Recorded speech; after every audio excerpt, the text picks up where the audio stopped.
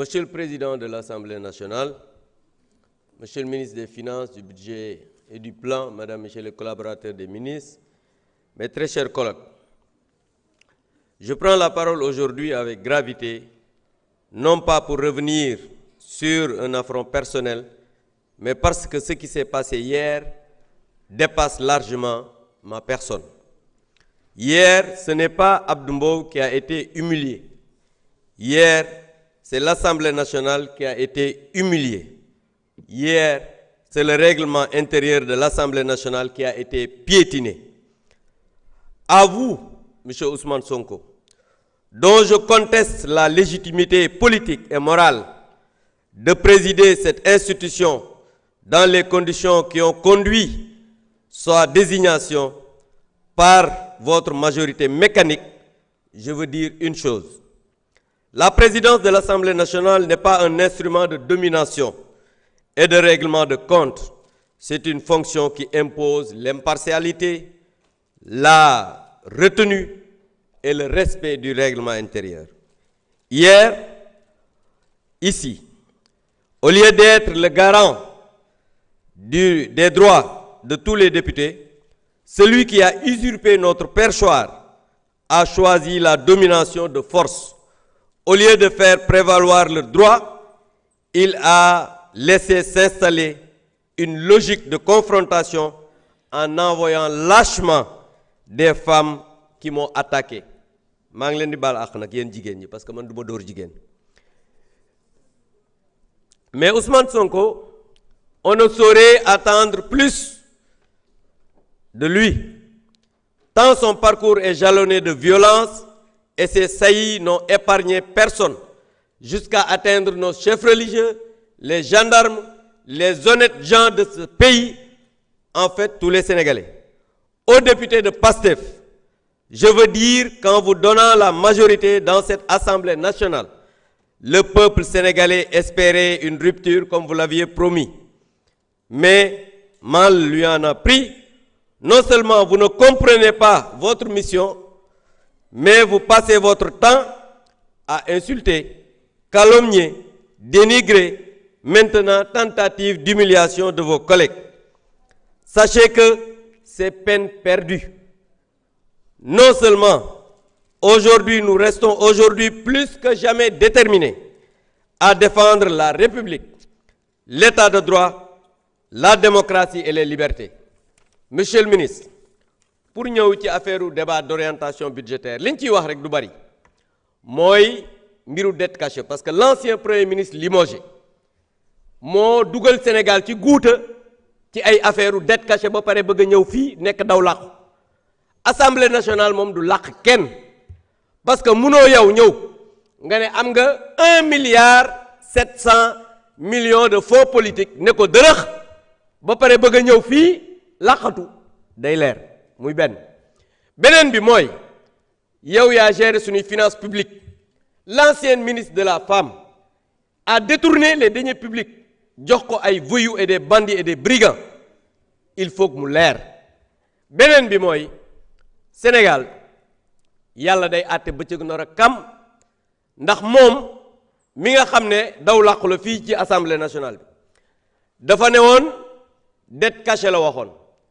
mu ñëwaat taxaw ci àdduna bi yépp ne moom il n'avait pas les leviers nécessaires pour apprécier mais de qui se moque-t-on Ousmane Sonko kan la yàpp Ousmane Sonko dafa yàpp sénégalais yi ba taxaw naan leen amuloon levier bi alors que c'était le premier ministre dina leer nag parce que suñu xaalis kenn du ko lekk muy demee noonu ñoom ñëpp nag à commencer moom fii du làq kenn tout sera clair je vous remercie.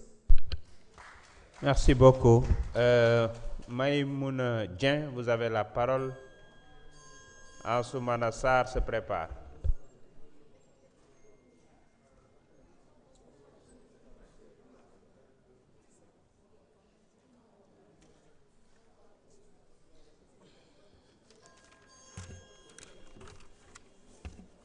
Merci, Monsieur le Président.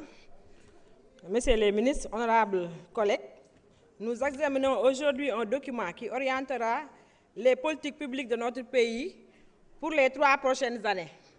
3 ans, c'est le temps nécessaire pour transformer durablement la vie de nos concitoyens, si les choix budgétaires sont les bons. Le rapport des auditions ministérielles montre que les ambitions de l'État sont réelles. S'il vous plaît, chers collègues. Notre responsabilité est désormais de faire en sorte que ces ambitions produisent les résultats concrets pour les populations. Je voudrais d'abord parler des femmes, celles qui portent notre économie et nos familles dans le silence, les agricultrices, les commerçantes, les transformatrices, les mères de famille. Lorsqu'on vote un budget, ce sont elles que nous devons avoir à l'esprit. Je me réjouis que la santé soit une priorité du DPBEP.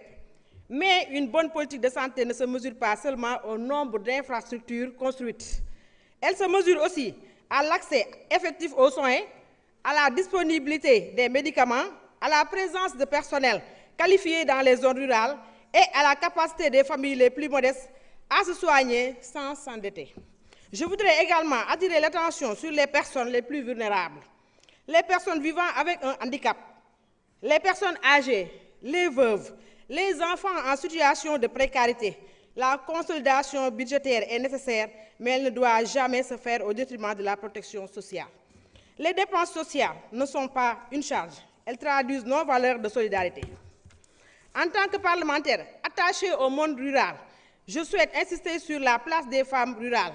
Elles produisent, transforment et nourrissent le pays, mais elles rencontrent encore de nombreuses difficultés d'accès aux fonciers, au financement, aux équipements et aux marchés.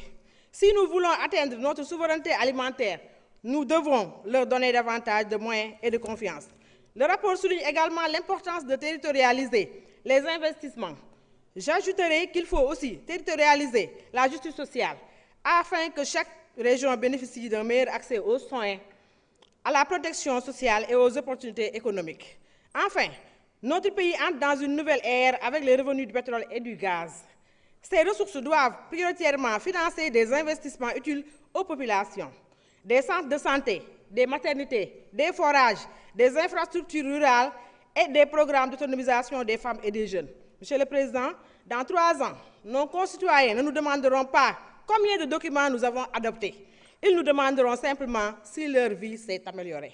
À cette question, nous devons pouvoir répondre par des résultats, des services de santé plus accessibles, des femmes mieux accompagnées, des personnes vulnérables mieux protégées et un monde rural plus prospère. C'est à cette condition que ce programme budgétaire prendra tout son sens. Monsieur le Président, je sais que je vais gaaw tuuti rek di wax ne rek wax dëgg yàlla ku fi def 12 ans gisuñ sa résultat ñi fi def 2 ans war nga leen mu ñëw tuuti ñu doog a indi seen bilan li ñu daal yi yëpp nag ñi fi nekkoon ñoo ñu ko yóbbee. Monsieur le Président, may wax rek ne baykat yi sonn nañ. Monsieur le ministre, autant pour moi, baykat yi sonn nañ ndaxte nag gis nañ ne gerte gi daaw doxee ne 150 kilos 200 kilos autant pour moi, mais dafa mel ne ren 150 kilos rek lañ jot. Waroon nañu dolli gerte bi bu baax a baax matériel agricole war nañ bëgg nañ tamit dans le département de Kaffrine ñu ñëw ci culture riz pluvial bi ak culture maraîchère dinañu jàppale bu baax. Monsieur le ministre, lu mu xat-xat rek ma ñëw ci sama yoon yi nga xam ne dina ma koy wax à chaque fois muy la route Taïba Katakel, le pont de Ndiaw Bambali, Ngodiba, Joli, Pathé Thiangay, Pancang français, Boulel Khende, Nibiro Ngotch, Kaffrine, Ndioumgen, en passant par Kayi. Merci beaucoup.